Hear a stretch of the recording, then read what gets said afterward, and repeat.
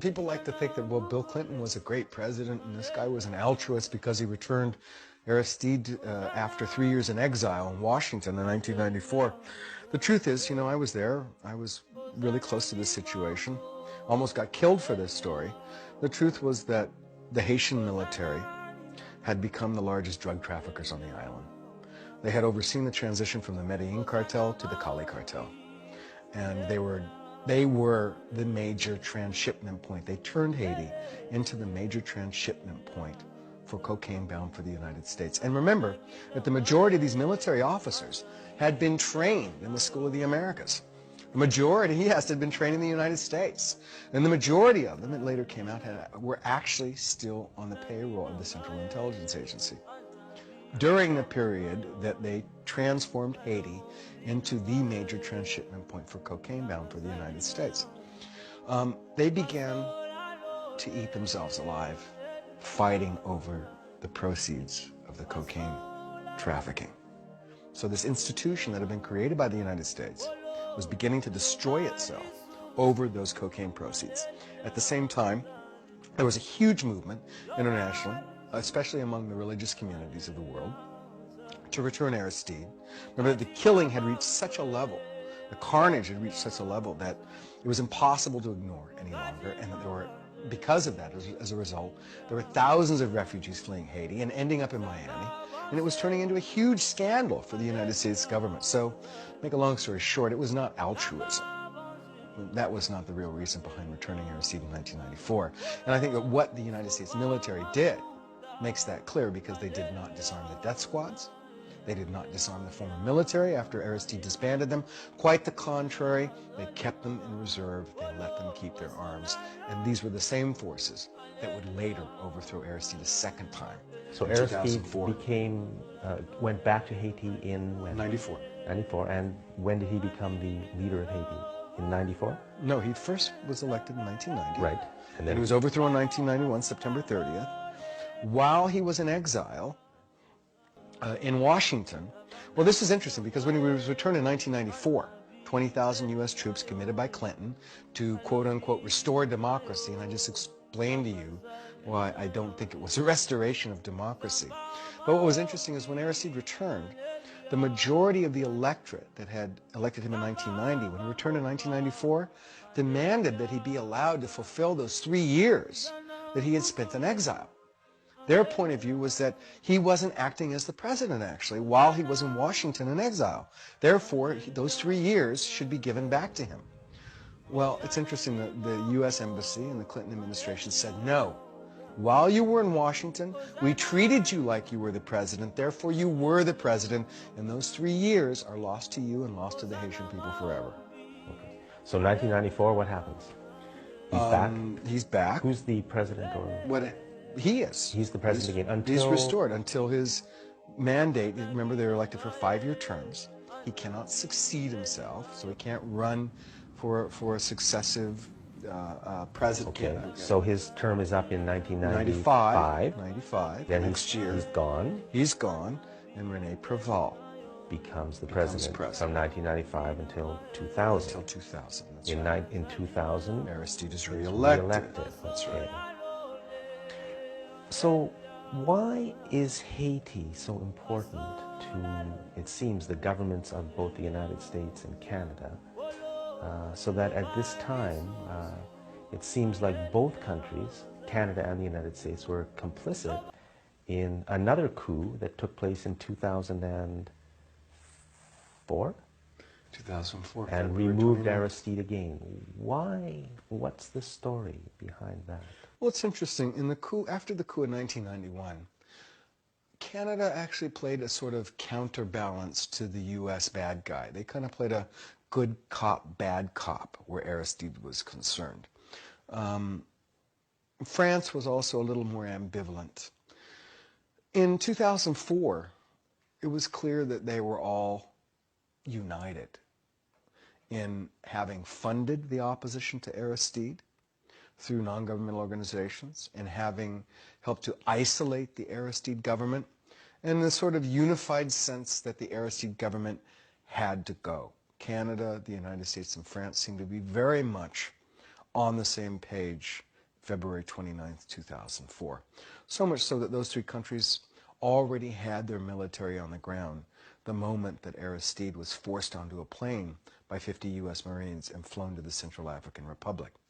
Maybe you can just go through that story of what actually happened in those few days, just quickly. I mean, was he kidnapped and removed from the country? Well, it's interesting because there were these paramilitary forces. We're talking about death squads that had been trained by the Central Intelligence Agency that had been responsible for murder and mayhem after the 1991 coup. I'm speaking of FRAP, the Front for Advancement and Progress in Haiti, very well documented, CIA-created, funded paramilitary death squad. Elements of the former military, who I told you had not been disarmed after Aristide was returned in 1994, and he abolished the military. They began to regroup in the Dominican Republic, the neighboring Dominican Republic. Remember, it's the island of Hispaniola, which Haiti and the Dominican Republic share. They had been attacking from their safe havens in the Dominican Republic since 2002. These paramilitary forces of death squads and former military had been coming over from the Dominican Republic, going into townships in neighboring Haiti and killing Lavalas officials and their families. More than 70 Lavalas officials were killed between 2002 and 2004. And the Aristide government was protesting it, and the media was basically ignoring them. They were screaming to the wind. Look at these guys are in the Dominican Republic, and they're preparing an invasion. They're preparing a coup d'etat, and nobody would listen.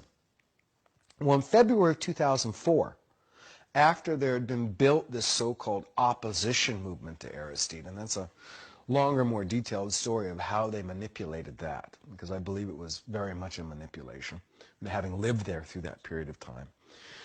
These same paramilitary forces came over from the Dominican Republic and started actually taking over townships and holding territory.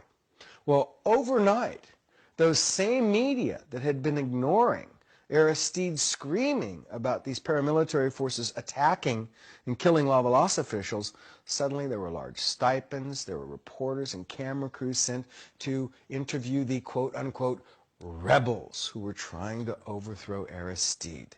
When they'd been there, of course, for 2 years previously, and they were being ignored when Aristide was bringing them to the attention of the media.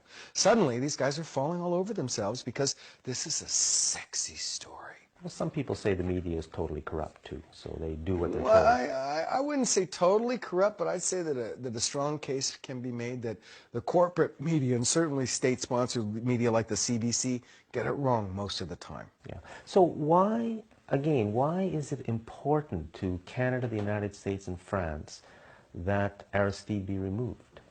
Well, Aristide represented independence. Aristide represented not playing the game of neoliberal economics. Corporate economics. Well, it's very specific. When you talk about the International Monetary Fund and you talk about the World Bank, you talk about neoliberal economics. And what that means is that you cannot invest in social programs. Aristide had invested in a universal literacy program where every adult between the age of 30 to 60 could go to a free literacy class. He had created what were called the Alpha Restos, which was a system of basically meals for the poor. The poorest of the poor were for an adoquin, 5 gourds, 5 gourds, about 18 cents. You could get a huge meal. But this sounds good. Well, of course it's good, but the point is that under neoliberal economics, you can't do this. You can't do this. So this is part of the reason you why. don't take money from your telephone company, and you don't take money from your electrical company, and you don't reinvest it into literacy programs. You're supposed to take the telephone company and the electric company, and you're supposed to put it out on the auction block to the highest bidder, which Aristide refused to do. You're supposed to privatize. So that's part of the reason why somebody like him has to be removed. That, but also, again, you know, there has never been an independent leader in the history of Latin America and the Caribbean that has ever been tolerated by the United States government. Whether you go back to the example of Jacobo Arbenz and the CIA engineered coup against him in 1954, popular, democratically elected government, president, in Guatemala, overthrown by the CIA, Juan Bosch in the Dominican Republic in 1965, Salvador Allende in Chile in 1973, the overthrow of Aristide in 2004, the attempted overthrow of Chavez before that, and the current efforts of the U.S. government along with the Canadian government again, to destabilize the democratically elected government of Hugo Chavez. Independence, any line, independent political line, that is more beholden to the interests of their own local people than it is to the interests of U.S. foreign policy, will not, has not ever been tolerated in this hemisphere. And Jean-Bertrand Aristide was extremely independent by the standards, by the yardstick put forth by the U.S. Embassy in Haiti. He did not fit the bill of a leader who would play ball with them, and therefore had to go.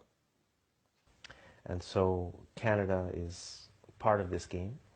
Definitely. You can't, at this point, you cannot talk about U.S. foreign policy in the world without talking about Canadian foreign policy, because they are virtually inseparable. People like to think